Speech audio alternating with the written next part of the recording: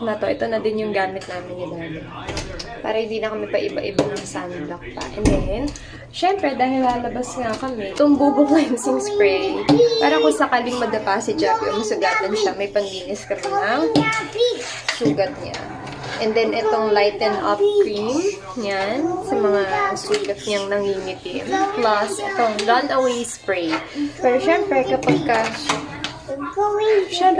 nasa trip ka nga naman, kahit saan naman malamok. So, itong runaway spray namin. Hindi mawawala yan. Plus, yung off lotion. Ako lang ba ang mini na umaalis ng may off lotion na, may runaway spray ka pa, meron ka bang mosquito patch? O, diba?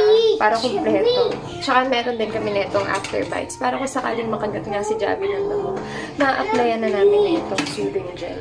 So that's it mga mimi.